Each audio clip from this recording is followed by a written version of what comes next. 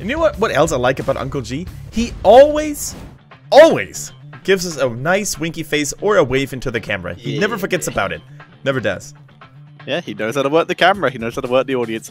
As you can see, the stats are a little bit one-sided, but these are 3 seasons worth of stats between these two teams, including that first season where SoA did terribly. See here the last remaining scores. RPG was the team that SoA drew against. Hot Lady, the consistent 1-1 team, was the team that SPT drew against. And SPT were able to defeat the One, or SoA were able to defeat KT. Yeah, you're basically, like, if you haven't watched the first season of HGC China, which is, oh yeah, that speaks a clear language, no big surprise here, but if you weren't able to watch the first season... Quick interruption here. That exact same language was spoken in the last game between KT and CE. Yeah. Look what happened there. Yeah, exactly. So nothing's impossible here for SoA in this season, but if you weren't able to watch them in the first season because it was so far or so long ago, you could basically compare SoA in Season 1 with Wukong Gaming from last season, and that is not a comparison you want to make, or you want to have. Yes, we were at the point last season of just being shocked at comparison. Yeah. How bad Wukong were. But Wukong, they grew into the final couple weeks, so we were very proud of them by the time it ended. It was a shame they had to leave. And now we do see the scores here. 80% for Super Perfect Team, 28 for SoA. But SoA, always time to change that. Time to start over again, and that they did over the last few seasons. So, how good will their draft be? I mean, it's not easy playing against SPT by any means. They have one of the highest hero pools in the league. They have some of the most skilled players individually, mechanically, and as a team. Of course, they are a fearsome unit to face. What would you go for, Tetra? What would you like to see if you were SoA's coach? Not sure. It's very hard to draft against SPT just due to the insane amount of versatility they have. I really think you just have to play the map. The one time that someone really came close to beating them on this map was when RPG just played an insanely global split push comp and just played the map around SPT. SPT were able to win that game, but it's probably the closest anyone's come other than the teams that actually did win, and that was CE and E-Star and teams like that were able to take 1-1s. Exactly. I would actually label SPT's team fighting the strongest in the league, with CE looking so wonky as of late. So maybe avoiding those straight up 5 versus 5s, like you said, and going for a little bit of a split push, split soak style involving global heroes like Dehaka or Falset, or even Illidan with the Hunt could be the way to go. Picking Uther first, though, is never a bad choice. There is always a good choice, and except for, you know, like 4 seasons ago, when he was pre-rework, basically, before he gave armor, he was just not picked at all. You see TAS and Dehaka coming in here for SPT. Good start. That's a very good start indeed. And Melody C here, he seems to be a support specialist, or he seems to have become a support specialist here, with Genji always banned and some of the other heroes that he likes to run on not really being relevant anymore. So he plays a formidable Tassadar. He's always there when his team needs him, and overall, despite the fact that there's a lot of hype around Misaka and Quan Zhao on the Vala, I still think that my secret MVP during all of this is Melody C. Busting out the Medivh earlier, playing a really solid Tassadar. He's just insanely flexible, always jumping in on that hero, on that role that his team requires him to be. So running down their time here, they need a little bit of range damage, a little bit of tank, maybe a second support. Wouldn't mind a second support because SPT are currently open to the possibility of picking a Lunara. And that would be scary. The Illidan stolen away, and Valor removing 2 of the best synergizers here. And now they can just ban out Tracer, and we're sort of limited down to that Lunara and maybe that maybe Cassia or something like that. Yeah, maybe Cassia, maybe Zul'jin, although we have only seen him pop up once thus far. But has SPT ever played Zul'jin? I can't tell you. I'm not sure. I will find out. But, you know, what's so cool about SoA's approach here to this draft is that they're completely shutting down what SPT was hoping to get. Both the Illidan and Vala, as you said, are prime targets for the Tassadar shields. Now, they're automatically being forced into picking something that wouldn't have been their first choice, innately. So, that's kind of cool to see. Turiel being banned out now, of course, he also provides tons of protection to the Illidan. Combine that with Uther, and you may have a double invul. Sanctification Divine Shield on Illidan is very terrifying. So I kind of dig the ban by SPT here. What are they going to go for? Are they going to ban that Tracer? Are they maybe going to ban out Greymane, which I would also like to see here because I'm pretty sure SPT is thinking about him. No. SPT having Rip Lunara. I'm liking it. Nice. So they have picked Zul'jin in the past, and they have picked him twice, and they have a 100% win rate with him. Cool. Two picks, 2 wins. That's cool to see. So, in an extreme world where SoA doesn't want to give any damage to SPT, they're going to pick Greymane and a tank now. They could. I would prefer if they went for a second support and a tank. And the support I would like to see them pick is Brightwing. Brightwing. Can you elaborate why you would want to see Brightwing over, let's say, Karzim? Because, like we mentioned, one of the ways that SoA is going to win is to play the map. So the global soak potential is going to be good. Illidan with Hunt and Brightwing TP basically turns any fight from a 1v1 into a 3v1. So being able to have that global potential to even punish the hacker could be a really good way to try and give SoA a XP advantage. And also, Polymorph is going to be fantastic against the hacker, against Arthas, to try and give Illidan a little bit more freedom, and it's an extra cleanse if they actually really need to. Very true. The extra cleanse you brought up, very nicely done. Uther could even consider going Guardian of the Ancient Kings if you have a blessing, if you have a cleanse on someone like Brightwing, and they go for her. Nicely done. And for a moment, just for a very short moment, I thought it was a Butcher, but it is of course the the new skin for Anubarak. So well chosen, and they go for the Cassia indeed. You know what, Those Zul'jin dreams. It is the Cassia because Illidan. Yeah, because Illidan, because of Vala, you want to blind those suckers as much as you can. But I can't help the fact that I dig SoA's draft a little bit more. I'm actually super down for it. The SPT's draft is far better at teamfighting. We have to be very clear about that. But SoA's is a far more punishing draft and potentially one that can play the map a bit better. Yeah, they do have a potential double global with the Hunt and Illidan, and of course the phase shift coming in from the Brightwing. So once again, if you can avoid straight up confrontations, straight up teamfighting against SPT, you might be in a good spot. They have really good mercenary capture potential with the Illidan. They have decent vision. They have good poke potential. They really do have everything they need. They've got sustain. The only issue I have is that Anubarak's not the tankiest of tanks. I maybe would have preferred Muradin or something along those lines. But it's still good. It's still Cocoon and Polymorph, which is a great way to remove Rhaegar or to remove Arthas from the fight. Yeah, maybe even Tassadar, and all of a sudden they're not going to have anyone who can even slice the Cocoon.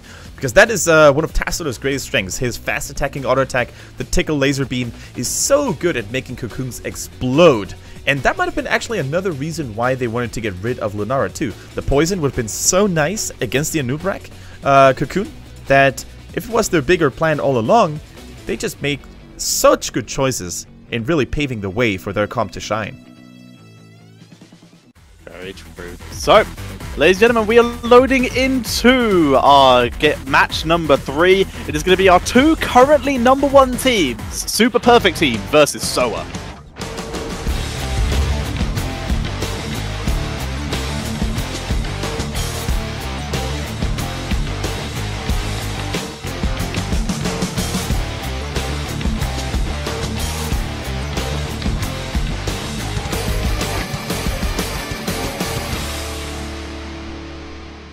And here we go. We're being deployed to the Infernal Shrines. And on the left-hand side, the big favorite coming into this, SPT, with Kranjao on that Cassia, Melody C on Tassadar, Misaka on the Dehaka, Soap on Arthas, and ZZH on Rhaegar.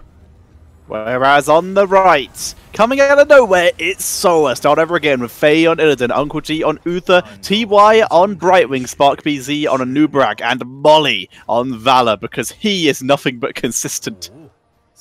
He's played Valor basically every game we've had so far. Almost like Genshu on KT side. I don't think he's ever played any other hero than Uther. Exactly. Put the casters on one hero and make them excel at that one. Yeah, even Uncle G has been on Uther almost every game as well. So, yeah, cool crazy. To see. I mean, a lot of people predicted the downfall, or at least the decrease in popularity on Uther, because he got nerfed so many times right now. I don't even know how many times it was, but you know, only 15 armor on his devotion. A couple of talents were nerfed as well, but still, he's such a dominant force in the Chinese meta, at least.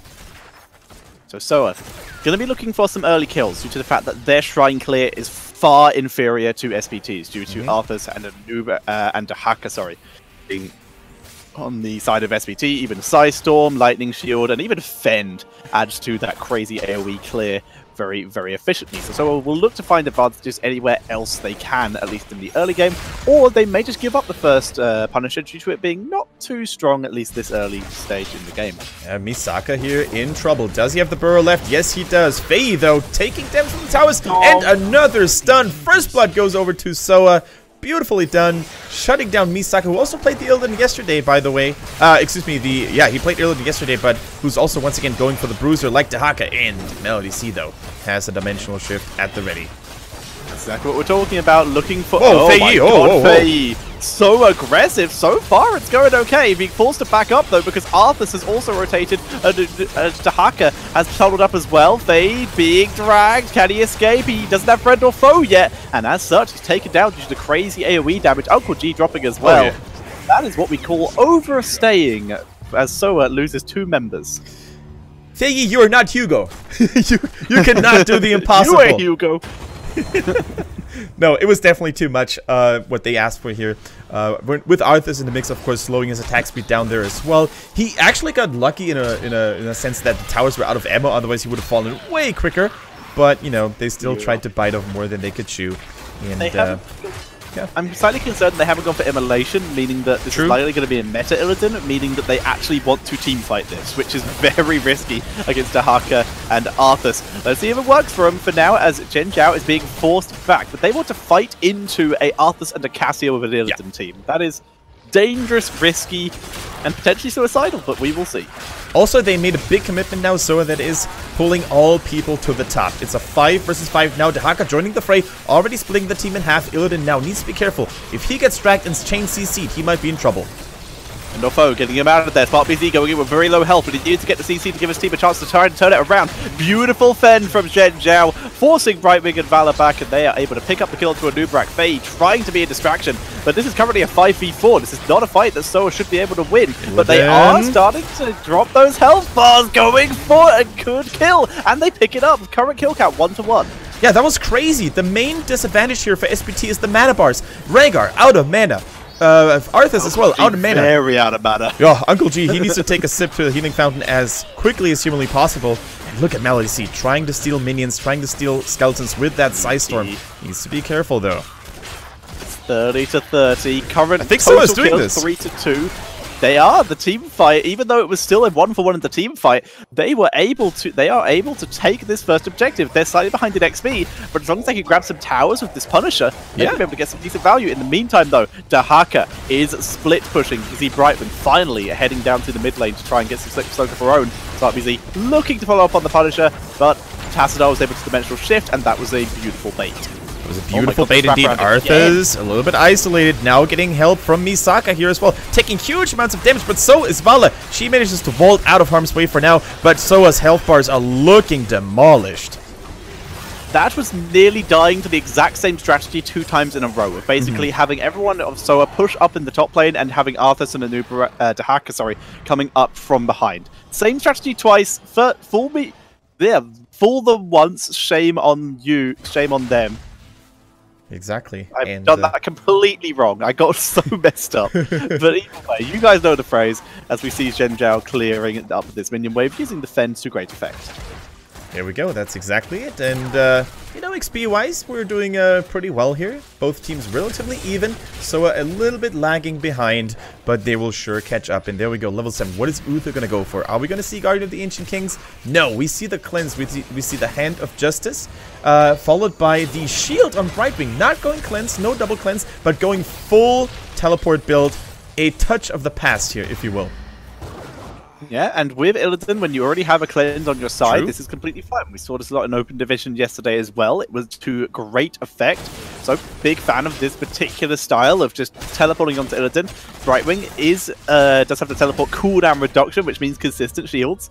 You will sometimes see this with a blink heal, just basically meaning that Brightwing can keep up with Illidan a lot. Not sure if we'll see that this time due to the amount of value Emerald could get against Mahaka. And I mean, a Blink heal to follow up on Illidan is nice, but Emerald Wind definitely gives you more value during those longer team fights due to the increased healing on the Soothing Mist. And also, you still have the chance of actually knocking Arthas to the side so that Illidan can roam freely. And Arthas will have a tougher time actually catching up. So, you better remove this guy instead of just, you know, following Illidan. Illidan is trying to clear up the wave. Once again, he doesn't have Immolation. He is gone for the Battle Assault, going for the team fight potential. Uther does help with it a little bit due to the fact he has Holy Fire. Keep in mind also that Fei, our Illidan player here for SoA, used to be a support main for 2 seasons in a row. And only now did he step into this melee assassin carry role. So all the more it is, you know, impressive and admirable that he puts up such a good show with a role swap only after a few days. Nice Dimensional Shift, dodging the tunnel, and actually coming out of Dimensional Shift very quickly to drop just a little bit of poke damage. Arthas completed the level 4 quest, the Frozen Wastes. Now he has a lingering effect on the slow on the Frozen Tempest, and look at Misaka getting chased and bullied here by Fei on the Illidan. The tongue misses fairly quickly, very closely. Excuse me. Now the shrine is up, 17-7. Yep, current lead for SPT, but they're forced off the objective here. They are still ahead in XP though, they're about to hit level 10, and this is where they're going to be able to try and raid, but already SoA catching up. In terms of shots, they're now pushing in the mid lane to try and get their level 10 as well. Both these teams just dancing around the other. It is the adaptation, and Illidan's dead, and that's the end of SoA's attempt on this shrine. This would have been the chance here for them to try and sneak level 10, grab Hunt, and have Illidan join the team. Unfortunately, adaptation, Ancestral, Lightning, Bull Lightning, Archon, and question mark. You're not really thinking about it, are you, Arthas? No way. Unless you really want to use the momentum of, you know, just having the Punisher at the ready. No, he thought about it, but his teammates were probably, no. No, Soap! It's like, but guys, we can try and end quick. No, Soap! You're not on E-Star anymore. This is SPT. We totally are serious. By the way, we're picking Cho'Gall next game, as we do see SPT moving in, trying to get a good route. They're able to get it. This is a Frost Punisher. Another route is dropped. And SoA now very much on the back foot. Yeah, Brightwing jumping into the rescue. A beautiful disengage by Tassadar, but Illidan going deep. The Divine Shield is solid. Cassia's already been completely destroyed. Once again, Smart BZ is dropping low, but Illidan has been left almost completely unattended. Good drag by Misaka, nearly dropping Fei. Emerald's win, though. The CC is too high. Fei's still alive, but they picked up 2 kills already. This is already worth 3 kills, potentially 3. Fei just out of the storm. That was his Asian protection from the tower shot. Protected, by the way, in a whole different sense here. That evasion was beautiful. That last tower shot would have been the end of him, but it just expired, and I'm not sure if that was calculated, but Fei, oh my goodness. What is going on with Illidans today? Chinese Illidans seem to have something special in their blood, and SPT almost with a full team vibe. True, they got the Punisher, true, they got the middle fort, but hey, at what cost? SPT now almost even with SoA again, and that is just so admirable, so good by SoA.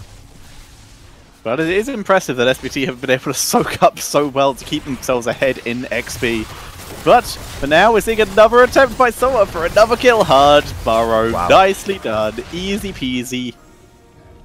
I gotta say though, the reaction time on those Hun dodges is insane. I mean, Tassadar had a little bit more time there, but Tahaka Misaka, in the split-second time window, Fei, he might not be aware. He might not be aware. His team is nowhere near to be found. Fei is gone. No chance. You can see Anub was on the way, but nice invade there by SPT, able to pick the exact right mercenary camp and find Illidan at the right time. SPT, good game knowledge, good execution. Yeah, SPT could have actually waited a split second longer until Brightwing managed to teleport in successfully. Then they could have killed another kill. Well. Yeah, exactly. Yeah, but then Emerald wind, and then it would have been a risk. It's better just to pick up the kill you can get. Do agree. 13 around the corner now. They are just raiding all the camps right now with their talent advantage, just making the most of it. Definitely true. SoA, they will have their own 13 talents relatively quickly, though. So what can they do? All the heroic abilities will be ready for that shrine battle that is about to commence very quickly here. That SPT banner looking pretty fancy as well. I do want to say Blizzard did such a good job at designing those. Yeah, absolutely love the banners. We do see SPT just cleaning that up, just cleaning up the mercenaries. putting even more pressure. It's going to be a top lane Fallen Shaman, though, and as such, it will potentially be cleared in the process of this team fight that will almost inevitably happen here. Illidan has managed to soak his team up to level 13 with the help of Brightwing. Here we go, and the fight is on. Who's going to get that purple Punisher, the arcane one, the most powerful one? Fade, once again, going deep. There's the blind. Jin Zhao holding it quite low. Drops onto the back line, onto Valor. Emerald Wind splits the team, but they don't really split the way they'd want to. Faye gets Ball Lightning Fend. Divine Shield has to be popped, and this is not a turnaround. This is a disengage from SoA. Nice cleanse coming in from Uncle G, keeping TY safe and sound. A lot of cooldowns were used on both sides, so this fight is far from being over. It all comes down to who gets the better angle on that engage. Melody C getting pressured once again. Has the shields though, easy peasy. Misaka going for the leaky sticky tongue on Uther. Lands it successfully. No cleanse for Brightwing, so can't protect Uther here. Brightwing teleports in, fails shield onto Illidan, who's doing everything he can. Ancestral being dropped onto Arthas here, so that he can continue to keep that E up and prevent Illidan. Uther's dropping down, he dies, but now he can just heal Illidan. But look at the health bars of SPT. Yeah, Illidan can't do anything about that, and we see SoA being forced to retreat, very nearly losing a second member. Exactly. There was just too much frontline action going on for SPT. Arthas and Dehaka proved to be unkillable for all that spread out damage coming from Illidan and Vala. The focus was not there. The Ancestral was on point here. Arthas was the exact correct target that they needed to keep alive with those attack speed slows. The triple root also impeccable here. They tried to go for another gank in the middle. Not successful though. Misaka is not that easy to be fooled. No, he isn't. Misaka doing too good here. And once again, the Ancestral also from Rhaegar by ZZH onto the Arthas to just keep that E up constantly. Very patient with it and very nicely executed. And of course, the cleanse at the start of the fight to prevent Cassia being blown up. Speaking of blow up by Misaka. Yeah. Nice little crisis control by SoA, just grabbing anything they can. Now they can rotate up and defend against this Punisher. Yeah, that was a really important gank too. Whenever you can establish your team a numbers advantage while the enemy objective is pushing towards your base. Huh? Cameraman, please. Okay. Testador, does he have Dimensional Shift? We didn't see it. Now he has, though. Now he has. He already, yeah, now he has. Yeah. Oh! Hilton, evasion over it. Got him! They got the kill. They blew a 90-second cooldown to kill Tastador, who has a 38-second cooldown now. In the meantime, they lose a 4. I'm not sure that was worth, Kendrick. I'm not so sure either, but they have a 3 versus 5 situation going here. 2 people only left, but Anubrak falls! Get punished. Punisher blows him up. Emerald Wind having to be used. ZZH is in danger. SoA, what is happening? Molly in full retreat. Illidan gets dragged. Punisher gets a double stun. Molly and Uncle G will escape here with a slight delay due to the lovely totem by Rhaegar. But they had a 5 versus 3 situation if you count the Cocoon, because Dehaka joined the fray with his global. But you are not supposed to die like that. You're not supposed to get jumped on by the Punisher when you're trying to team fight. Uncle G gets dragged, gets rooted, no Divine Shield, and they get blown up. Just Molly on the defense now. And that was a disaster. Yeah, falling into the habit of overdoing it with the aggression Chinese teams. We're going to take another look at that. They're so split too. Like, Anubrek was getting caught by all those CC abilities. Dehaka popping in there as well, saying hello. The Cocoon popped super early. Brightwing standing in tons of blue and purple lasers here. And then it was just a question of time until the rest were about to fall. Brightwing just detonated, but that was cool. Yeah. Anub was jumped on by the Punisher. Immediate reaction from SPT to drop him so low that the Punisher just chased him through his burrow and got the final hit. Perfect execution. In the meantime, Illidan's in the backline because he hunted. Brightwing's trying to help, but she's now out of position because Anub's gone. Yeah, that was a disaster. Ice Block was probably on cooldown. Otherwise, I cannot explain why Brightwing didn't use it. And of course, in a situation like that... She was Emerald Winding. It was caught in the channel. There we go. But in a situation like that, you need to be like, Anubrek, stop it! Stop it! We're not here! We're not here yet! And you need to sort of, you know, tone it down and slow down your warriors, who sometimes like to get a little bit overzealous. We know that everyone who's played Anubrek or any other warrior themselves know that sometimes you're getting a little bit too reckless. Indeed. So, we are seeing Illidan currently trying to clear up top lane, but mid lane, sorry, but not too aggressively. He is just clearing as safe as he can. As SparkBZ just throwing his weight around a bit, showing that he is once again a scary warrior just due to how much CC he offers, because they are even talents right now. SPT don't want to fight because they are creeping towards level 20 a lot quicker. Yeah, we also have the greater polymorph now at the ready for the Brightwing, which is definitely going to help out. Faye going a little bit deep here, escaping the blinds. Here's a hunt. Wow. Not getting a huge amount of value there. Now Faye is getting focused down. Good stun by a noob, giving him the chance. But Illidan, while he escapes, moves into Arthur's range. Good heal on TY, keeping him alive. Even Cleanse having to be used. Faye is so slow. Friend or foe. Potentially getting the dodge too. And they are alive. They're holding themselves together. But once again, disastrous fight. Yeah, disastrous fight. They had to use everything they've got. The Cleanse, the Benediction, the Divine Shield. Everything is now on cooldown, whereas Ancestral Healing and, of course, the adaptations are still available for SPT.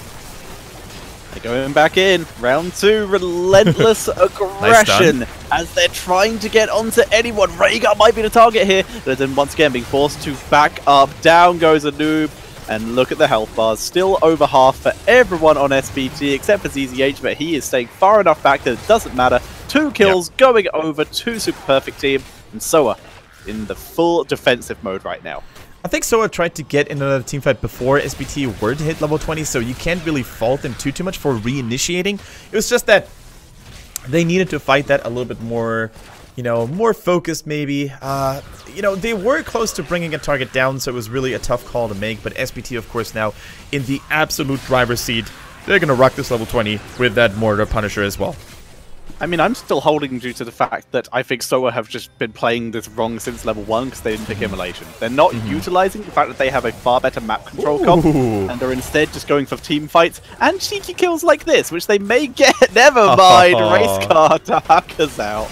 Super well played by Misaka, and you can tell the mechanical class here dodging all the important crowd control spells when it was needed, staying near a bush so he can use his superior movement speed to get out of harm's way. You're not gonna kill Misaka twice that easily. Fool me once, shame on you. Fool me twice, shame on me. Oh, I did it. Friends. You did. Well done. Well done. I was trying to do it as a third-person thing, and I couldn't work out the correct words for third-personing everything. So yes, I failed miserably when I did it. Oh no! And this is how Illidan dies, because the Punisher... Oh, Divine Shield's actually on him, didn't even realise. But Valor's already dead. Down goes a noob. We're seeing Uther dropping too, but Illidan's still alive. Uther can heal Illidan. Nope. Gets 5v1'd. TY getting dropped too. He's delaying with the ice block. But full team wipe, SPT decimating the fight, and they take game number 1. And congratulations there on Mr. Melody C completing 200 takedowns in his HGC history career. Super nicely done and well deserved as well. SPT showing up strong. SoA, they had their flashy moments here and there, but in the end, they were getting a little bit too far ahead of themselves. They looked good, but it was not enough this time around. That was weird. They had a comp that could have been played completely differently, and instead they decided to run into literally the worst possible scenario almost every time. It's like, what's the one way we can lose with this Illidan comp against an Arthas? I know, let's team fight the Arthas. Let's also do it under Punisher almost every single time. I'm confused by the actions of SoA that game. A little bit, yes. It seemed like in the end, there was too much going on to counter the Illidan, and I was starting to get a little bit worried when I saw that draft for SPT. I was like, they don't really have a super hard carry. There's so much stuff was banned out, so much stuff was picked away on the side of SoA, but in the end, the Cassia, she just worked like a charm. Quan Zhao, I mean, he has always been a legendary ranged assassin player in China, but on that Cassia, I think I have very rarely seen a Cassia being this impactful throughout the game. Big kudos to him. Was pretty epic, and the double tanks were able to keep him alive long enough for him to get that value, because Cassia does need to be alive for a long time in a team fight for a long time to really gain the value out of her stuff. Yeah. There were so many aggressive tools there as well. Of course, you can counter an Illidan very, very nicely with all those blinds, with all the magic damage that she's capable of unleashing, especially the ball lightning. Even if Illidan finds you in a one-on-one situation, you know, with the hunt, you can still drop the ball lightning on him, and he's gonna definitely lose that fight because so much ability-based damage. You can always keep moving, stutter stepping, denying his auto attack value. So Cassie was just such a nice pick. We totally forgot about her.